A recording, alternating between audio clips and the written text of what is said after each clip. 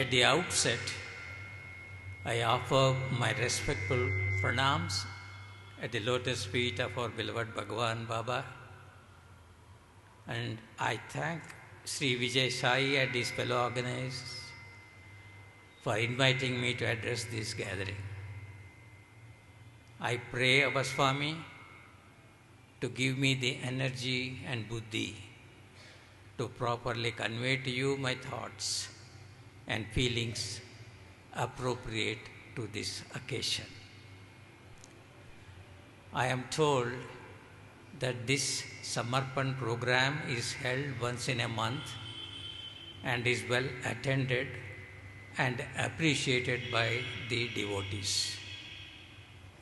Swami had spent his whole lifetime to spiritually uplift the people all over the world and make them instruments of service to the mankind. The goals he had set for all of us are, as you all know, Satya, Dharma, Shanti, Prema and Ahimsa. He himself meticulously observed these principles throughout his life and tirelessly preached to all of us why and how to apply the above principles in the course of our own lives. He has been an ideal role model and a great phenomena throughout. I use the word phenomena keeping in mind the devotees are at different stages of progressing towards the goal. Some people used to say, Swami is a great man. Many others used to say, he is a great saint. And millions used to say, he is divinity personified. He is avatar. The variants come into the picture because of the differences in one's capacity to perceive the great Lord. He wanted us to develop spiritually and relentlessly strive to transform ourselves into loving and service-oriented beings. He continued his mission to salvage us from the worldly morass and elevate us to spiritual heights. His speeches and writings have enormous value for all of us to tap and assimilate them. The gatherings like this Samarpan are good occasions to revisit the philosophy and teachings of our beloved Swami and see for ourselves how much we have been following the ideals that he had set for us and gear up to attain greater progress. One of the important goals has been, as you all know, love all, serve all. The love that we have to develop and practice is not something which is ordinarily meant. It should be, according to Swami, universal and pure, with no strings attached to that love. It should be part of our nature and get reflected in our thoughts, speech and action. It should not be selective or confined to only kith and kin or just to earn some benefits on reciprocal basis. That is no love. The love as expected by Swami was much greater. It should be universal and unqualified. If we develop such pure love from within, that itself motivates and drives us to serve others. When he says, love all, serve all, when once you have that pure love, automatically you will be tempted to do the service, you will be dragged into the service. So these two are one and the same, cause and effect. It makes us overlook even our own difficulties or constraints and come forward to serve the needy. When everyone in this world becomes embodiments of love, as Swami used to call, there would be peace and happiness all over the world, and virtually this world would be heavenly. Swami's love is divine and all pervasive. He virtually poured out his love over every one of us, and that too all the time. He listened to our problems and prayers for help, and he responded gladly and even beyond our own imagination. Nobody would have expected to what extent he would respond to our prayers, and many of us had experienced his response is much more than what we imagine and expect. Every one of you, I am sure, would have experienced that. Every one of the thousands who had come to have his darshan would have experienced his love and grace and have many, many experiences to tell. I am sure that applies to all of us present here. In spite of the direct experience, everyone would be very much interested and love to hear the experiences of fellow devotees. So I would take your indulgence to relate to you a few of my very valuable experiences of Swami's love and divinity and their deep significance for us. I am sure that would recharge your devotion and help you in moving forward in the direction Swami has set for all of us. I had many, many experiences of his divinity, of his divine love, grace and what not. All the qualities that you expect God to have, he has, and he is God himself. It takes time for us to realize that, but it is true. I would relate only few of my valuable experiences with Swami. My first darshan of Swami was in the year 1977, December, when my daughter Geeta's marriage was performed in his presence here itself. I had not seen him before and heard very little because my mother was a great devotee of Swami. But I myself did not have much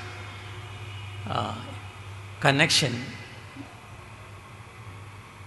And you may be wondering, how is it then in that case Swami had performed the marriage of my daughter here? That was because my Sambandhi, the father of the bridegroom, was none other than Yadalam Gangadhar Shetty. He was a long-time devotee of Swami, and he suggested that Swami would like to perform the marriage here. And that was the first occasion I had darshan of Swami. And I had an open mind. We were in the marriage function, myself, my wife, and parents of the bridegroom were also sitting here. The function was going. When the time came for Mangalya Dharana, Swami was all the time sitting in his chair. I think he was sitting for more than an hour at the function. That was very so kind of him, very unusual. When the Mangalya Dharana came, he got up, came, and we were sitting and Swami was standing, and he just turned his hand like this and materialized Mangalyam with the sacred thread and all that. Since I was sitting and the ground level, and he was standing. I could see the formation of that materialization, Mangalyam, under his palm.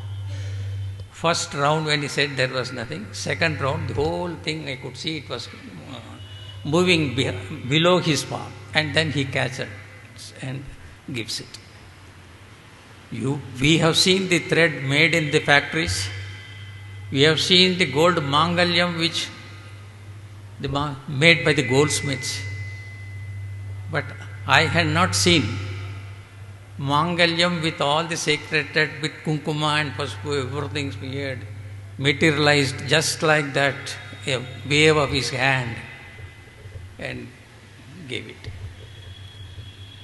That was something which I had not imagined. I could not. We were just moved.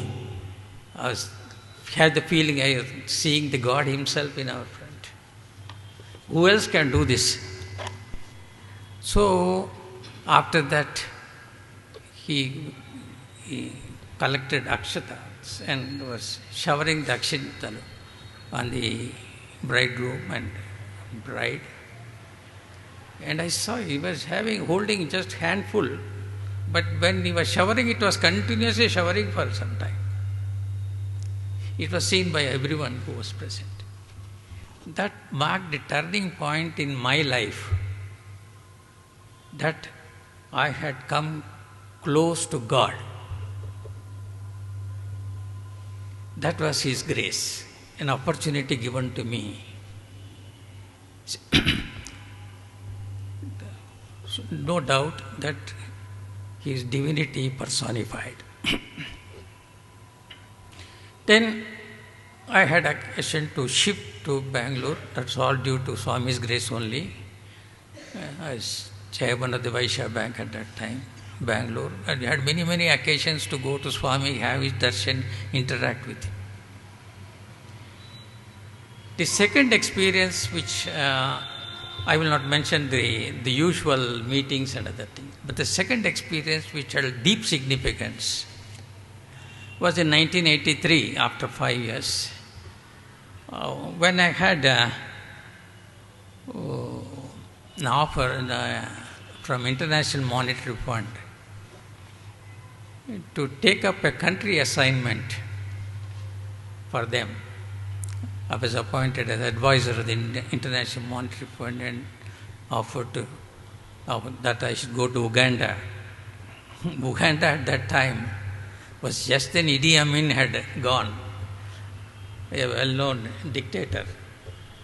He left and democracy was back in the country, and things were not very safe, and a lot of speculation and all that. We were a little worried whether to go there. Then my wife asked Swami, when we went to take leave of him and his permission to go to Uganda, Swami, you should take care of us, we are leaving for Uganda. He said, Inta janta I will be always with you. And that was a great assurance for us. We went there. How Swami takes care. When I went there, first thing is we look for residence. Everybody, generally, they were showing us all big bungalows.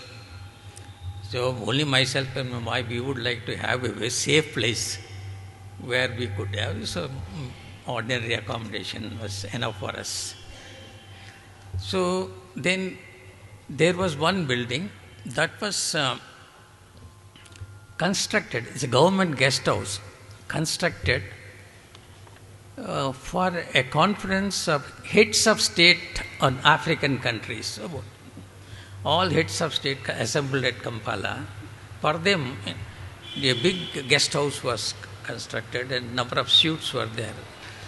I opted to take that suite. One suite is enough for me.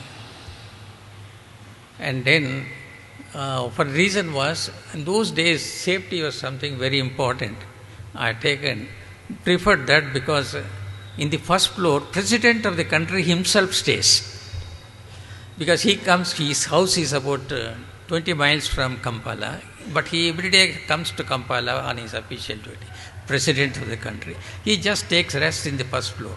He has got all it, and a small office there. So there's nothing like president staying there and we are on the upper floor, nobody can come near us. Yes, that was true. But, and the most important thing was, I came to know that that was the place where Swami stayed when he went to Kampala. There was a building in that place that was demolished and state guest house was constructed for the African heads of state. It was something which you could not, you did not expect. Swami has taken us to that place where he stayed. That means what? He was very much with us, even if we had any doubt about it. He has taken care right from the beginning. So we were very comfortable, and after 2 years, little more than 2 years, there was a rebel, the coup, military coup.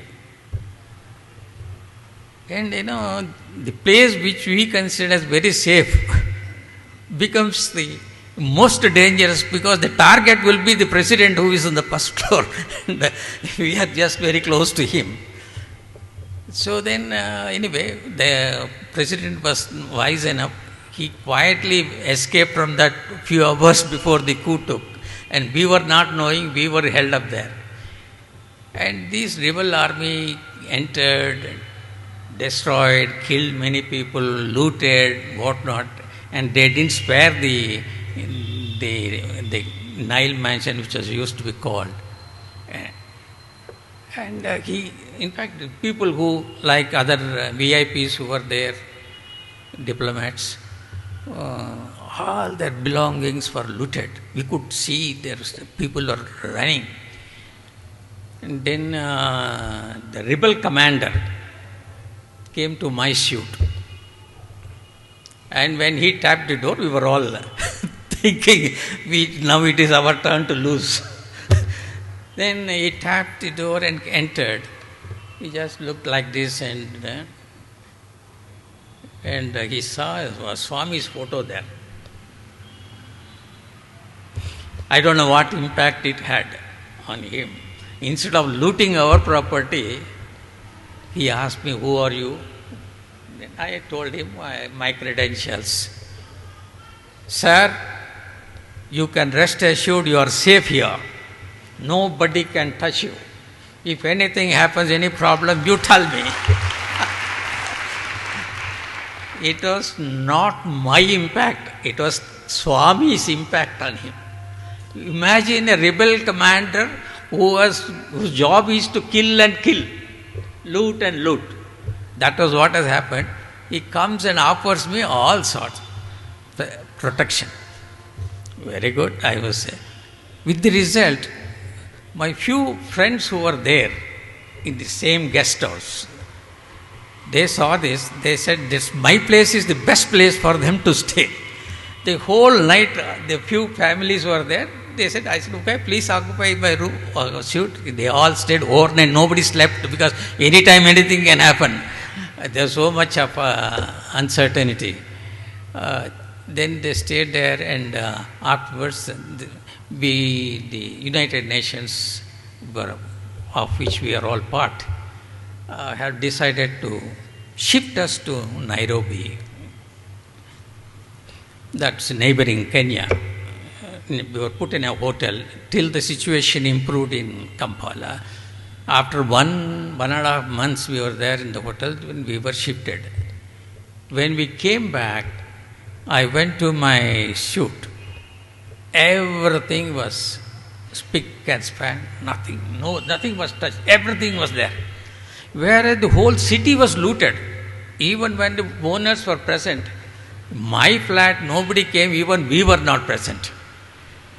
That is, Swami said, I am with you, I will take care of you, don't worry. In the worst conditions, where in most risky situation, He had saved our lives, he saved everything of us. Nothing was stolen except one whiskey bottle. That is what Swami thought, that this bottle should be thrown out.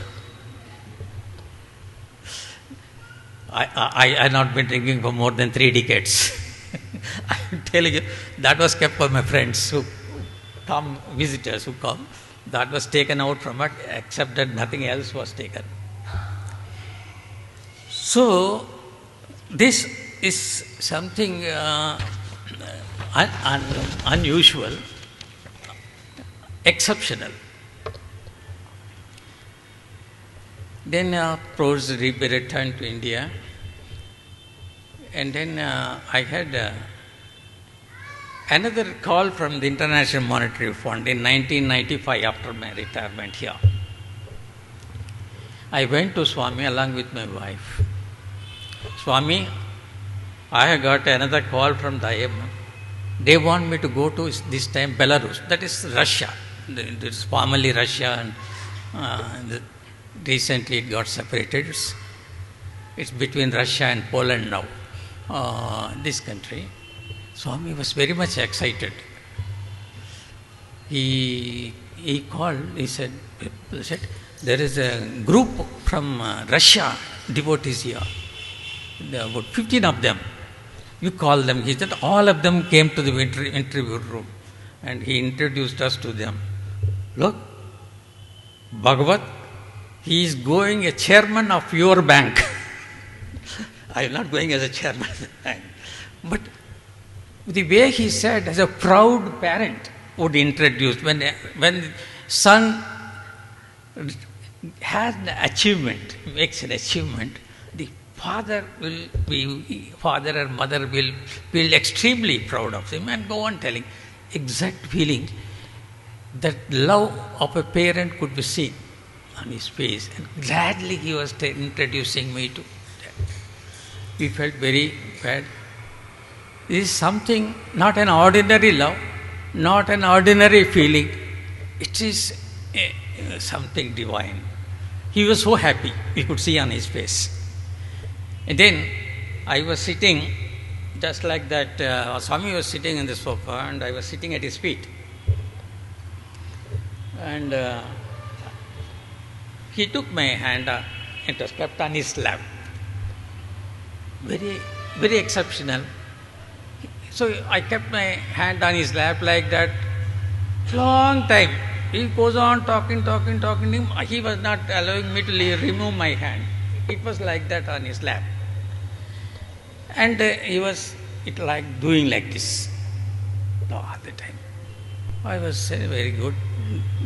It's very graceful of him. He has given me an opportunity to have a physical touch, and I was enjoying. And then he materialized this ring, gave me. This will sort of protection, since I am again going, the history should not repeat. He created this, and don't worry, you go there. And we came out. I was surprised within the next 3-4 days. I had left for London at that time. Immediately after that, I went to London. And the moment I reached there, what I was suffering from for the last 20 years, the skin allergy. On all the fingers, I used to have skin allergy. It used to peel off. I tried all sorts of medicines, doctors, and they said, no, this just comes and goes, nothing can be done. It was a horrible thing for me. And it just disappeared. The whole, all the fingers became smooth. And I was wondering, what is this? 20 years I have been suffering from this with all the medicines. I couldn't be saved, I couldn't get rid of this, and my fingers have become smooth. Oh my God, it was his case. When he was asking me to keep my palm on this thing, I didn't ask him. I didn't pray to him, Swami, cure this. No. He didn't tell me he is curing me. Because when he does something, he will not say. It's for us to realize the value for that. And it was, you see, normally if you do some help to somebody, a human being will go on telling, I did this for him, I did this for him. Here is Swami, he does something which is very great, and without my asking, and he doesn't tell that he has done this. It's that is Swami. He would not silently help, but he helps and helps. He will silently help, not tell that I am doing this for you. This is the doing something great, not a small thing, without our asking, and this such something only Swami, nobody else. I have a still stronger dose of his divinity in my next experience. I had, after this, I had an IMF had asked me to take up the country assignment in Sierra Leone, Northwest Africa. I said, okay, I'll go there. I gone there. There is a specific term of generally for all of us who go there. There's like a term, 1 year, 2 years, something. And I did the initial term, and then when the term was getting nearing, of course, it's likely to be extended. Generally, they said, oh, continue. The work is there. You carry on. At that time, myself and my wife were wondering, is it not enough we had? I was 65 at that time. Let's go back to India, spend the rest of our life with the children. Then my friends there, they said, what a fool you are. Such a cushy, good job, international assignment. When people are giving, you say you don't want and go away and do nothing there, go back to India, what will you do there? 65 years at that time. So we were in a fix. Then what we thought, and thousands of miles away from Puttaparthi, how to get in touch with Swami, we had improvised. We said, in 2 slips of paper, we said, stay, go. These 2 slips I placed before Swami's photo in our puja mandir, and and took out. When he took out, he said, Swami said, go. Hey, what is this? Swami is telling, leave all these things and go to India and idle my time there. What do we do? Okay, that is, we have decided to follow. When Swami has said nothing, we will go. Then I sent a message to Washington saying, I'm sorry, I'm not going to continue. They were upset. They said, what is this? Nobody so far has said no when we are offering. You please reconsider. And the governor of Bank of Sierra Leone said, why are you leaving? Continue, please continue for my sake, you please continue. And he said, he thought that I am having some fear about the security. No such thing, no security list. He said, I will post armed constables at your house 24 hours. And he posted immediately. He said, because my fear is not that security, but I wanted to just retire. Then the message came from Washington, why don't you consider? Then I was thinking, when there is so much of pressure, why not we stay for a few months more and then go? After all, we are going back to India for retired life. And that was what I was thinking. And I sent a message, okay, next few months I will see. That night, midnight, you wouldn't believe, I was normal, healthy, my body became cold. And sinking feeling. My wife got terrified at midnight, 12 o'clock. What is this happening? And she immediately said, You did not, you have gone back on what Swami has told you. You have given your temporary consent. That is why Swami is warning you. Now you give me a word that you tomorrow morning you are going to send a message, nothing doing, we are getting back to India. No question of continuing here. We follow Swami's instruction. Then I said, okay, I will do that. And then immediately I became normal in 2 minutes. In the morning I went to the doctor first. I said, what happened? This is what happened. You are perfectly all right. You can continue for years, don't worry. And then, since anyway, this was a warning I had got for not following Swami's instruction. Then we packed up and the time came. And see another one. Yeah, Swami has made me fall in line. Fine. For what? I don't know. So far as we are concerned, we thought we will retire and spend the rest of our life with the children. That's all our thing. Then, this my refusing to continue has become a big issue. The IMF had sent a chief security officer who is for the worldwide security of all the establishment to come to Freetown where I was staying, and he to discuss with me why I am leaving.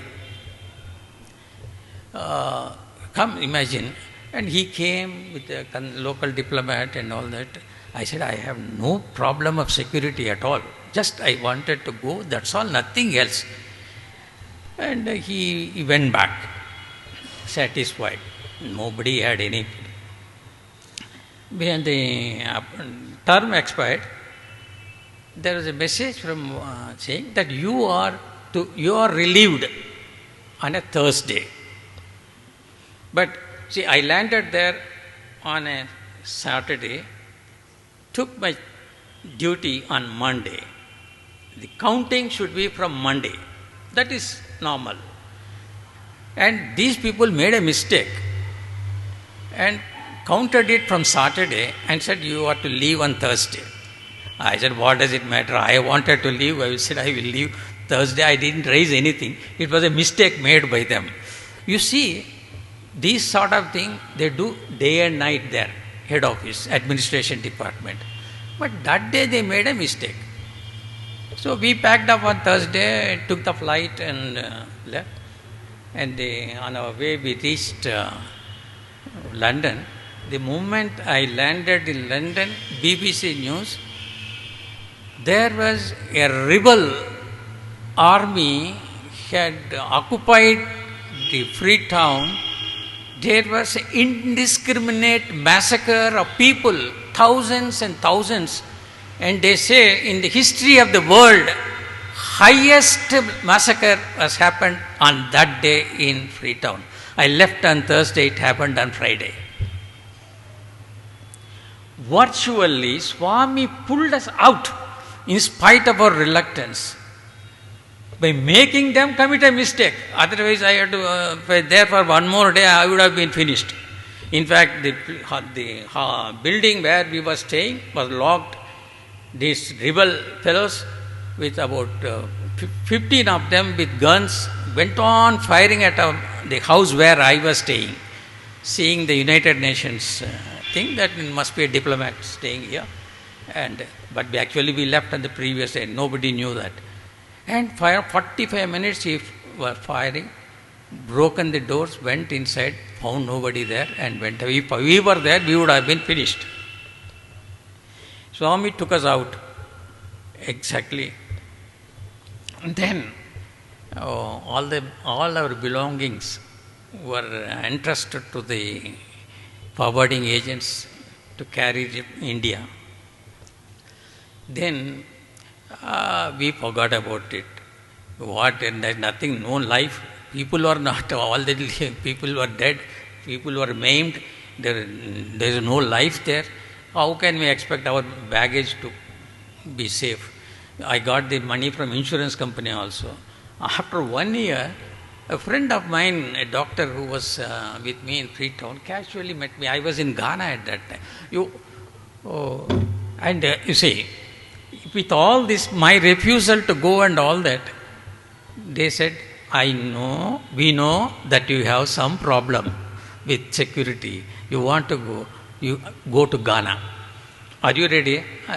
I said, these people are not leaving me, let me go. I accepted it. And there in Ghana, these people met, the doctor met me. I saw your baggage all lying there. Why don't you call? I said, I thought there will be nobody to whom to contact. Then he gave the telephone number, everything, and then all my baggages came safely, nothing. Where people have lost everything, lost their lives. I was the only fellow. Not only my life, even my baggage was saved.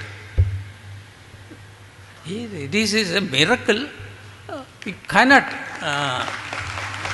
It was not my effort or my intelligence. It is Swami's grace showering on us. Where is Swami? Where I was? Swami was in India, Patti, and I was thousands of miles away. That shows his omnipresence. He is everywhere. A word given is word given, it is taken, it will happen. It's not a human word, it is God's word. That is what we realize by experience, not by hearing, by experience. That is known as he is an avatar. And avatar with so much of love for people. Otherwise, why should he show this? This is thing. So, I tell you, these are the very rare experiences. By now, a long time back, my life should have ended, but I am continuing. And only thing, God has brought me here, and they said, you work here. Here's the day. That's it. And two other things which are very important for me. But one day, all of us, I went to Whitefield, had Darshana Swami, went home, and then while going home, I was feeling a little dizzy. I reached home and lied down on the bed. And slowly, I felt I was getting into coma, losing everything. Then, while such a situation, I don't know, without my consciousness, I cried, Sai Ram, Sai Ram, Sai Ram, 3 times. It was without any conscious effort, just it came out, Sai Ram, Sai Ram. And immediately afterwards, I was able to sit. 3 times I shouted Sai Ram, Sai Ram, and a person who was about to go into coma, I recovered in few seconds, and I was sitting there and taken to the nursing home. At the end, I said, I will not go. Now I said, I am prepared to go. I was admitted, and next day morning at 5 o'clock, call comes from here, Swami, in the early morning, 5 o'clock, my son received. How is Bhagavat? He has saved. He heard my cry, Sai Ram. He responded, then and there responded within 2 minutes. And call comes next day morning, how are you? And the last experience which I have decided to mention here is that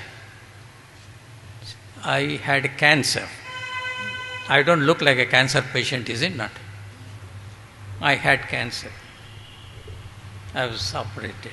And my wife was very much worried. After all, cancer cannot be cured. It keeps on coming here, there, everywhere. Then went to Swami for an interview. My wife was asking, Swami, you must save him from that recurrence of cancer. He said, cancer is cancelled, cancelled, cancelled.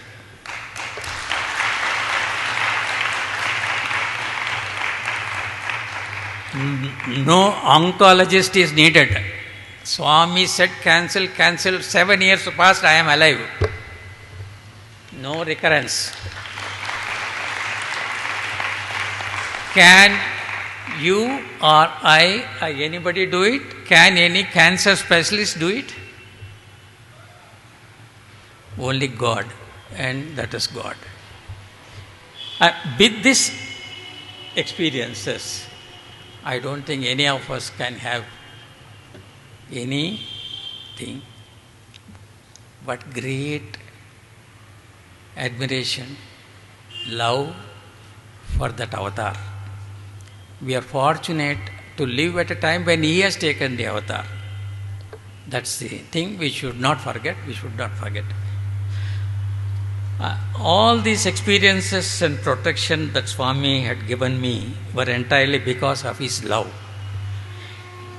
It is the same case with everyone who had the good fortune of enjoying his grace. The second aspect of his mission was his keen desire to help the needy through the various charitable institutions he had set up. Several unique institutions were set up, which have now grown up and become role models to others. Super specialty hospitals perform highly specialized surgeries free of any charges to every patient who needs such medical intervention, irrespective of whether one is poor or rich. Many people, including those who have come from foreign countries, have wondered how it was feasible for Swami to run a charitable institution free, not charging a pie for any of the services, and each operation costing a few lakhs of rupees, and for thousands and thousands of people is being done. Only he has set up several, these institutions have been here for 20 years, and he has proved that for him it is possible. He has set up several education institutions, Sai University, where the education is not only free, but is imbued with rich human values that molds the character of the young students on idealistic lines. High-scale water projects are executed to provide pure drinking water to hundreds of villages. These are some of the multifarious noble activities that Swami had carried on and are helping the public. Swami had constituted Satyasai Central Trust 5 decades ago to formalize the management of his institutions. He was the sole trustee for it all these years, all these decades.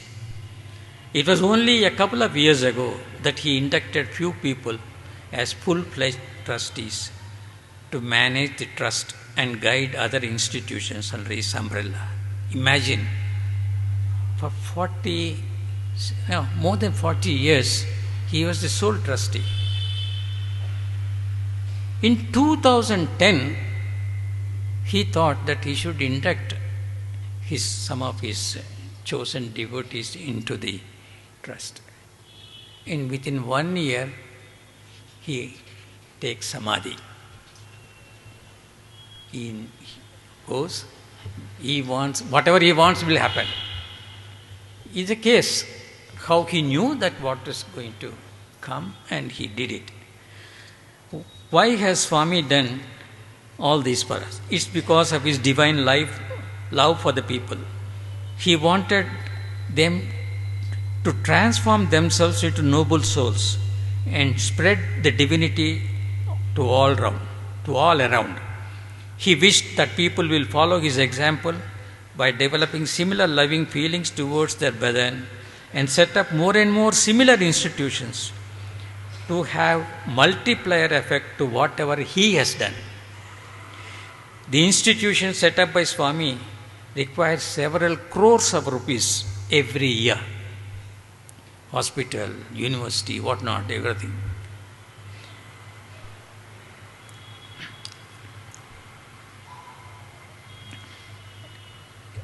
And this keeps on increasing due to external factors. Today the price is 1, tomorrow it is 2, 3. That keeps on. So how do we take care? Swami was aware of this and created a corpus fund, which when invested would earn income to meet the recurring expenditure of these institutions. But there should not be any complacency that the existing corpus would be eternally enough to cover the increasing costs. The costs keep on going every year. Our income doesn't go. What is our income? We are not a commercial organization that we make profit and transfer some of the profit for the corpus. No. It's a no income institutions, only expenditure, charitable institutions. So for that a corpus is needed. How to strengthen the corpus? Where does the money come? Money comes only from the generous donors, public.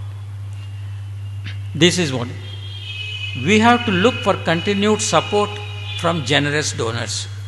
If you are to be successful in this regard, we have to manage our institutions in an exemplary manner, which would inspire the generous public to support our activity. Let's all keep this in mind and tune ourselves appropriately. That's what we don't make profit, so but we have to meet the increasing costs that can come only from the generous donations. So how to get the generous donation? It just doesn't come to all and sundry.